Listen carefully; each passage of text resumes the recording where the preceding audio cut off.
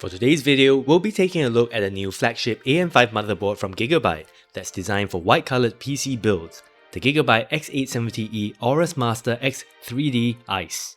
Featuring support for the latest Ryzen 9000 series of processors, as well as the Ryzen 8000 series of APUs and CPUs, and the older Ryzen 7000 series of CPUs. This board will almost certainly support AMD's next generation Zen 6 processors as well. Let's take a closer look at the specs of this board to see if it's any good. To recap, AMD launched its Zen 5 Ryzen 9000 series of processors back in August last year, and the high-end X870E and X870 chipsets for the AM5 platform back in end September 2024. January this year then saw the arrival of AMD's mid-range and entry-level 800 series chipsets in the form of the B850 and the B840. With the above in mind, Gigabyte unveiled 4 new X3D AM5 motherboards about 3 months ago, and this is pretty much a midlife refresh for the brand's high-end AM5 motherboard offerings, so that end users can enjoy the latest motherboard features ahead of the arrival of AMD's next generation Zen 6 processors that are almost certainly going to be on the AM5 socket.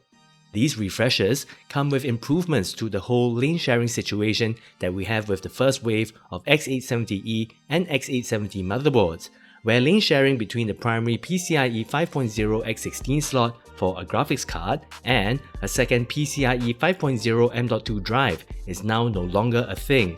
Though, we do still have some compromises, and I'll talk more about this later on in the storage section of this video.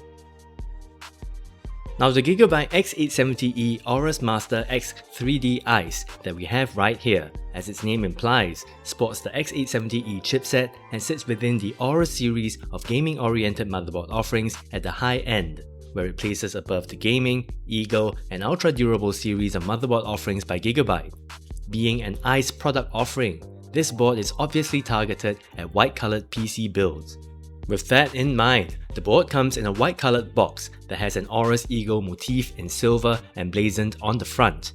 Over on the rear of the box, we get the usual summary of specs for this board. We'll take a closer look at these specs later on in this video. On a side note, if you're new to the ALK Tech channel, do consider subscribing so as to keep up to date with the latest product releases in the PC hardware world. With that, let's have a look at the contents of the box. First up, we get a Wi-Fi antenna in white that features the new Wi-Fi Easy plug connector like so. We do also get a metal AORUS case badge. And this is accompanied by a noise detection cable.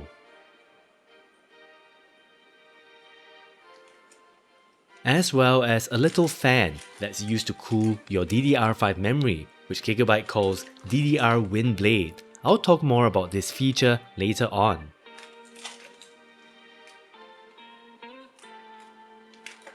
We've also got a fan power extension cable that terminates in 3 additional 4-pin PWM fan connectors. Now this cable is to be used with the aforementioned DDR Wind Blade fan. More on this feature later on in the video.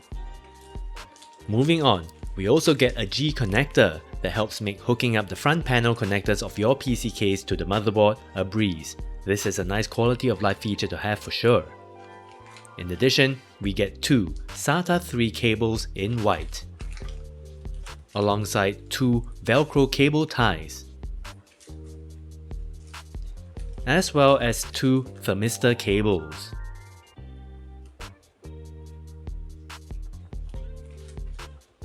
Rounding things off, we get a quick start guide right here, a regulatory information leaflet, as well as a sheet of AORUS stickers. In terms of motherboard aesthetics, we see that Gigabyte has gone for a white-coloured PCB and silver heatsinks all around, which features splashes of AORUS motifs and mesmerizing iridescent wavy lines for added visual interest. The board comes with an integrated I/O shield design. And over on the rear, we get a metal backplate that helps dissipate heat from the board, where the said backplate also comes with a stylized AORUS Eagle motif too, for good measure. Fans of RGB lighting for their PC builds will be pleased to note that the board comes with a pretty fancy looking ARGB lighting accent on the integrated I/O shield cover like so, as well as around the chipset heatsink area. The VRM heatsinks for this board are, as to be expected, sizable, and Gigabyte has included 18+2+2 power phases with 110 amp power stages. In case you're wondering, the X870E AORUS Master X3D ICE uses an 8-layer PCB design, which is pretty premium. The X870E chipset has a dual chip design, and the said chips sit beneath a passive heatsink that's found beneath a large shared M.2 heatsink. For M.2 drive cooling, Gigabyte's got you covered with M.2 drive heatsinks for all 5 M.2 drive slots that this board comes with, where the primary Gen 5 M.2 slot has its own dedicated heatsink, and the remaining 4 M.2 slots share a large common heatsink. For memory support, the X870E AORUS Master X3D ICE comes with 4 DDR5 slots that, as of the time of publishing this video, features support for up to 256GB of RAM and the DDR5 9000 standard when overclocked. Naturally, the board also supports AMD's Expo technology, which are basically built-in overclocking profiles for DDR5 memory. To help those of you intending to do a fair bit of memory overclocking with this board, we've got what Gigabyte terms DDR Wind Blade, which is essentially a cooling fan for your memory modules.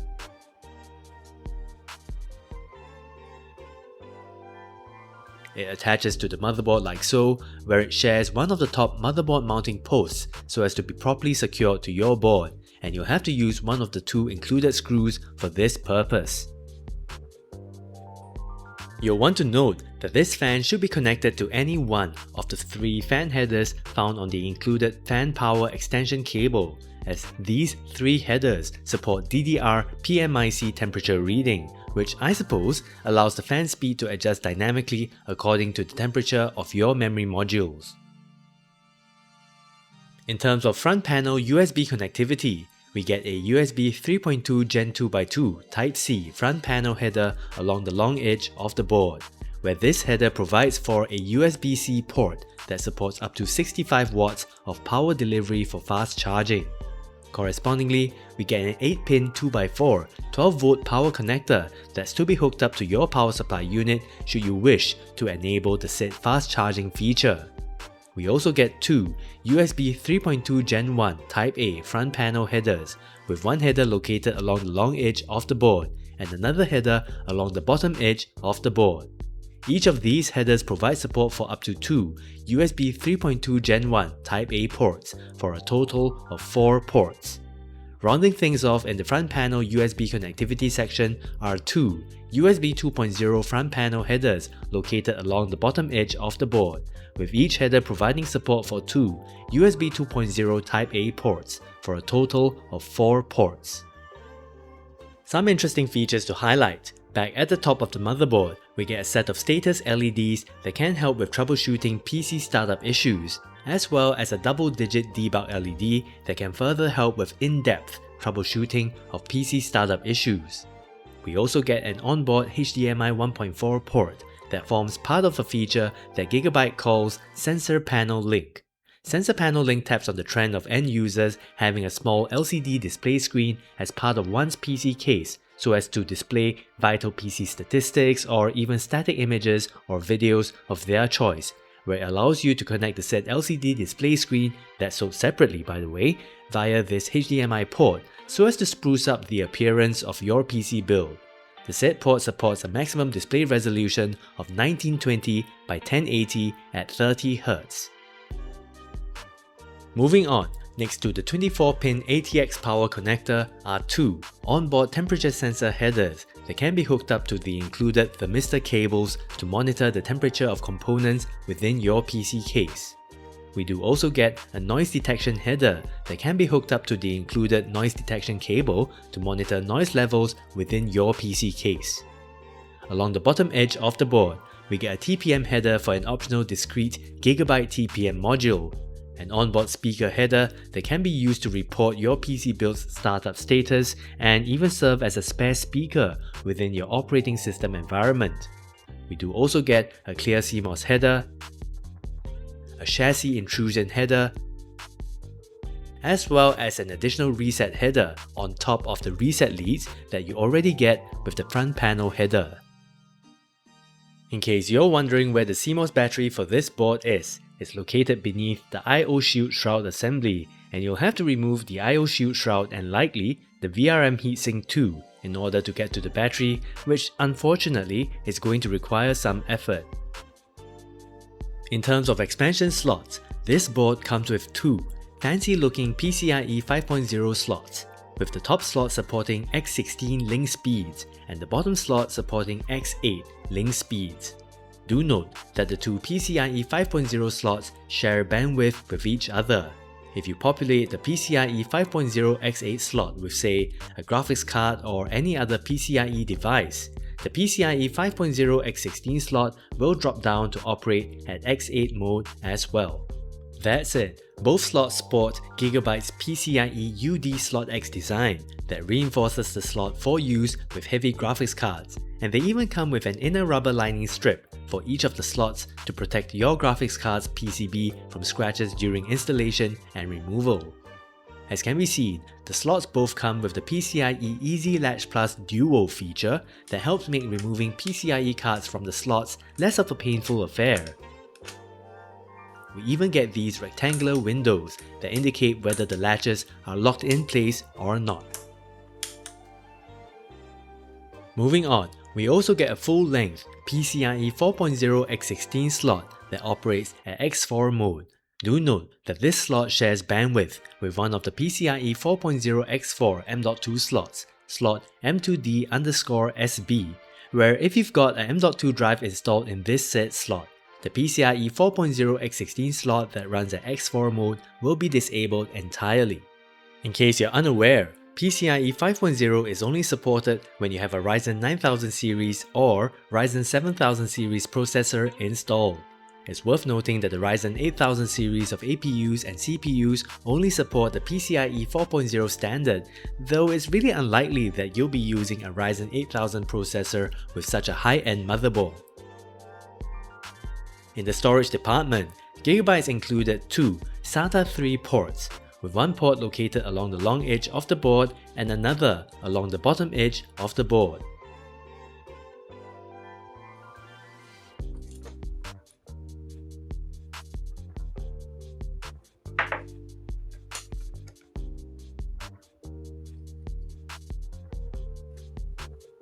For M.2 slots, it comes with two PCIe 5.0 X4 M.2 slots, two PCIe 4.0 X4 M.2 slots, and one PCIe 4.0 X2 M.2 slot. Do note that all of these slots support NVMe SSDs only. M.2 SATA drives will not work in any of these slots. The M.2 heatsinks feature a toolless design called M.2 Easy Latch Click, which, as can be seen, makes removing and installing the heatsinks a cinch. Both heatsinks also come with Gigabyte's new M.2 Easy Match feature, which makes reattaching the heatsinks to the board very easy thanks to the use of magnets to guide the heatsink into place, which definitely helps the build process along for sure. Another quality of life feature that the M.2 slots have is M.2 Easy Latch Plus, which makes installing and removing a M.2 drive from the slots a toolless affair. Finally, all of the M.2 slots come with a heat dissipation feature called M.2 Easy Flex, where we get a thermal pad on an elastic base that can help to improve contact between the SSD and the heatsink, which is great. As mentioned earlier, this board comes with improvements to the way that PCIe lane sharing occurs. In case you're unaware, here's a quick recap on why we've got lane sharing on most, if not all, X870E and X870 motherboards. The X870E and X870 chipsets are effectively a rebrand of the previous generation X670E and B650E chipsets respectively, with USB 4 support made mandatory by AMD. where given that these chipsets have pretty much the same silicon and hence a fixed number of PCIe 5.0 lanes, motherboard manufacturers have had to look elsewhere for PCIe 5.0 lanes to support the USB 4 controller. As a result of this, the first few waves of X870E and X870 boards saw the PCIe 5.0 X16 slot for a graphics card sharing bandwidth with one of the PCIe 5.0 X4 M.2 slots that X870E and X870 boards have, which isn't really ideal. With the later waves of X870E and X870 motherboards, I suppose board manufacturers have listened to consumer feedback, and lane sharing now tends to happen just between the PCIe 5.0 X4 M.2 slot and the USB 4 controller, which in my opinion is a better way of conducting any lane sharing. In the case of the X870E AORUS Master X3D ICE, the second PCIe 5.0 X4 M.2 slot M2B_CPU shares lanes with the USB 4 controller, where if you've got a M.2 drive installed in slot M2B_CPU, both slot M2B_CPU and the USB 4 controller will run at X2 speeds instead. Again, just a reminder that PCIe 5.0 is only supported with a Ryzen 9000 series or Ryzen 7000 series processor. The Ryzen 8000 series of APUs and CPUs only support the PCIe 4.0 standard, and if you do have a Ryzen 8000 series offering installed on this board, the second M.2 slot M2B_CPU will be disabled entirely. For audio, Gigabyte's included a higher-end Realtek ALC1220 audio codec that's paired with an ESS ES9118 DAC chip. The board comes with dual Ethernet ports, where we've got a Realtek RTL8127 chip that provides support for 10 Gigabit Ethernet, as well as a Realtek RTL8126 controller that provides support for 5 Gigabit Ethernet. Wi-Fi support is courtesy of a MediaTek MT7927 Wi-Fi 7 part that supports the full-fat 320 MHz channel width and also serves up Bluetooth 5.4 support. In the cooling and RGB departments, the board comes with a whopping 10 fan headers, of which 7 of them are located in these areas of the board. The remaining 3 headers require the use of the included fan power extension cable, which converts this 12-pin header into 3 4-pin PWM fan connectors. These 3 headers support DDR PMIC reading, where any one of them should be used with the included DDR wind blade attachment. Also included are 4 Gen 2 ARGB headers and a single 12V RGB header located in these areas of the board. Moving over to the rear I/O, the X870E AORUS Master X3D ICE goes for an integrated I/O shield design, but the said I/O shield also comes with some rectangular ventilation openings. The board comes with an illuminated Q-Flash Plus button that allows end users to update the board's BIOS without needing to install a CPU, RAM or graphics card, an illuminated clear CMOS button, a power button and a reset button that allow you to power on and reset the PC respectively in an open case environment. Do note that the reset button is also termed a multi-key button by Gigabyte, where it can be reprogrammed for other purposes from within the BIOS. Moving on, we get a HDMI 2.1 port that supports a maximum display resolution of up to 1496 by 2160 at 60Hz, 7 USB 3.2 Gen 2 Type A ports, with this port here supporting the Q-Flash Plus feature, 2 USB 4 Type-C ports that support DisplayPort video output with a maximum supported display resolution of 3840 by 2160 at 240Hz, a USB 3.2 Gen 2x2 Type-C port, a USB 3.2 Gen 2 Type-C port, a 10 Gigabit Ethernet port, a 5 Gigabit Ethernet port, a Wi-Fi antenna connector with the new Wi-Fi Easy Plug design, and your usual audio jack connectors. Like the X870E AORUS Elite X3D that I covered a few weeks back, the X870E AORUS Master X3D ICE comes with a new feature that Gigabyte terms X3D Turbo Mode 2.0, which, according to their marketing spiel, can boost the performance of AMD's gaming-oriented Ryzen X3D chips with just a click in the BIOS.